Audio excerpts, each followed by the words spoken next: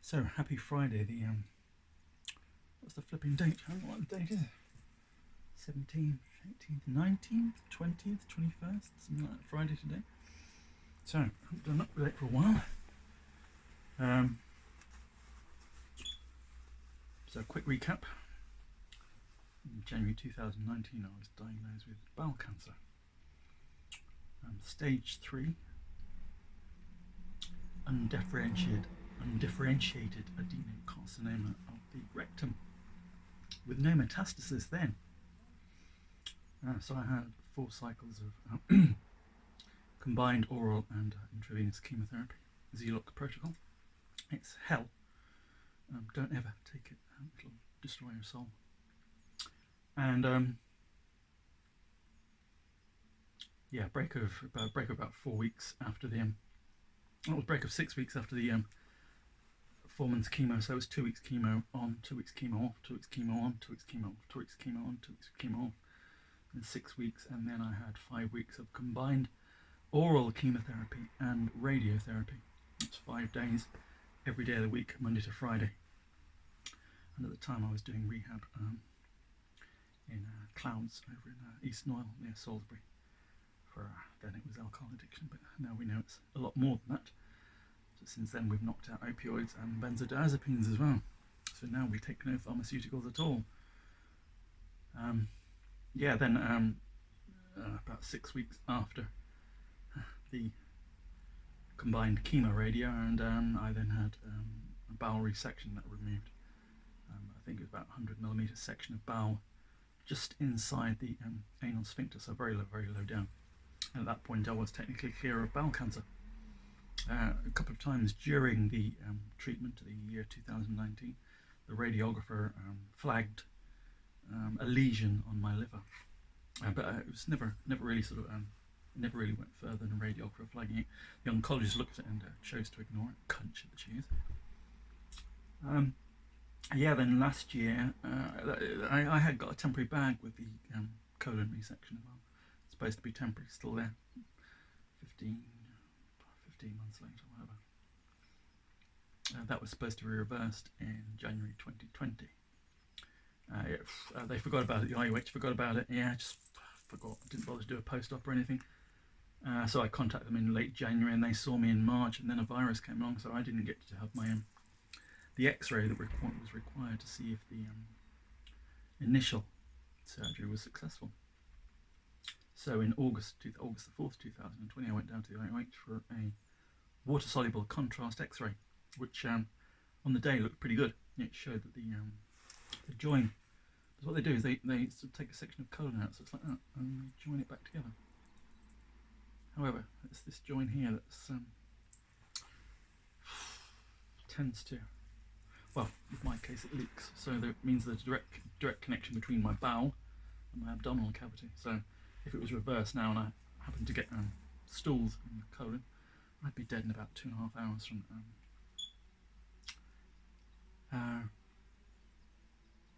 septicemia.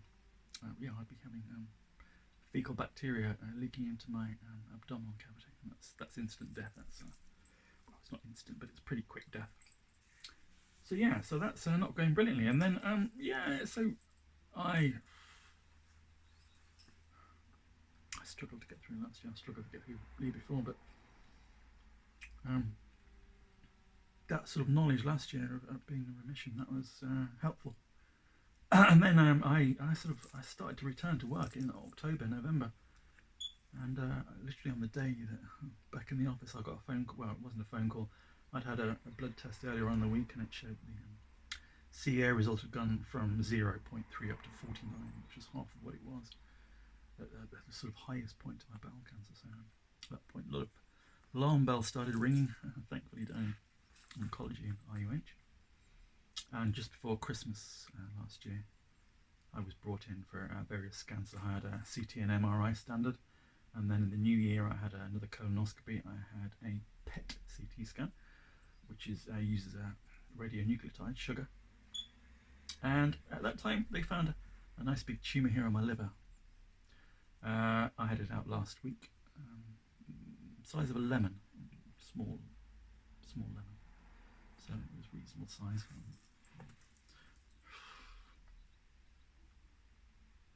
So yeah, I'm technically in remission again. But I didn't have any choice when I woke up. I was plugged into fentanyl. I had my button. I used it when I needed it on the first day, which was last Wednesday. I used it for part of Thursday. I got a bit slack Thursday evening. I woke up in Friday morning with quite a lot of pain. But I give it a few bursts again. But when I went to hospital, I took with me 3 grams, just under shy of 3 grams of full extract cannabis oil. I also made a very strong tincture. I also used another variant called THC Lean, which is, I suppose, it's essentially it's like a syrup drink, but it's water soluble THC. That hits like a pharmaceutical, and pain gone, nausea gone. Those two big things, they're the two main side effects from cancer treatment.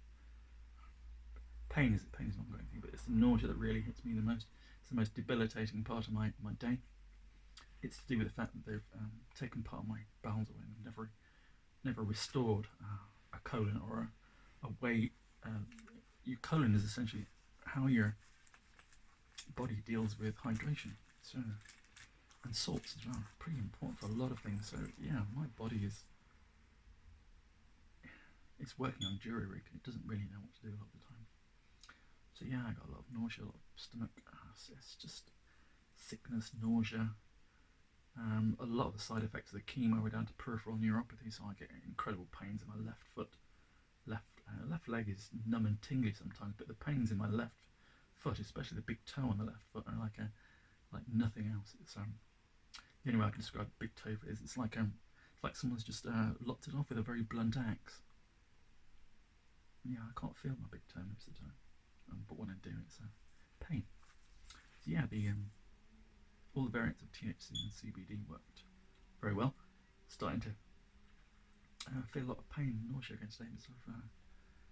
It's low on THC, and I've not really been able to get out, not been able to get to the bank. That's the main thing. I did go out today and went to an AA meeting.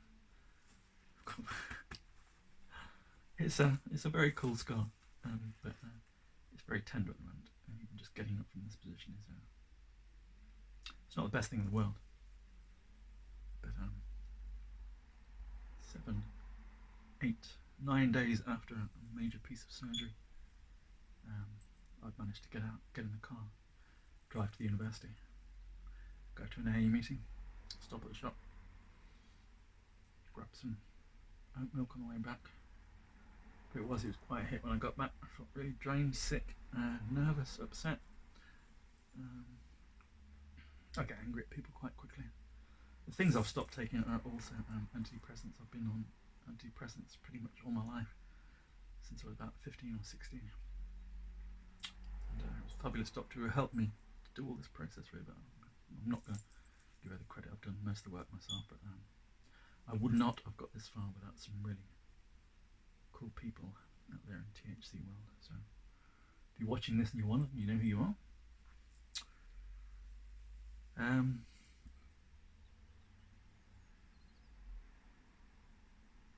Today I could very easily use some opioids.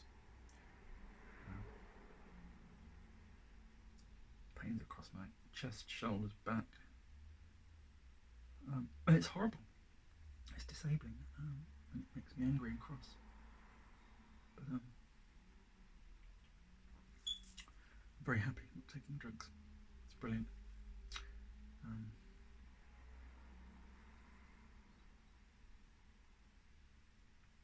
I can't really picture a version of me that would ever want to go back to simple drugs, cocodamol, things you get from the chemist, and benzodiazepines I used to get prescribed for planes, going on planes, sometimes difficult journeys in cities. I don't like cities, so but yeah, I can't envisage going back there. Every day now is a brilliant day. today is the rest of my life, and I'm not prepared to trade it in just for a little bit of pain relief at the moment. Yeah, the cancer they took out, they're calling it metastasis now. It would have been very easy for me to just give up on this whole process. The one thing I was ready for them to say was, here's a prescription for chemo, at which point I would have said, shove it up your ass, I ain't fucking taking it. That may become a possibility in the future. I hope it doesn't, but that is what I will be saying. There's no way I'm going back there. I will, if it gets very painful, I don't really suppose I've got much choice about opioids, but today anyway, I'm very grateful to every single person out there in THC land. I found some incredible people, technically criminals, and I'm technically a criminal as well, of course. Yeah, I cook my own FICO now. It's useful every now and again to be able to do that. So yeah, my medicine, it works. I'm happy. I don't want anything else. I'll leave it there for now. It was just a quick catch up.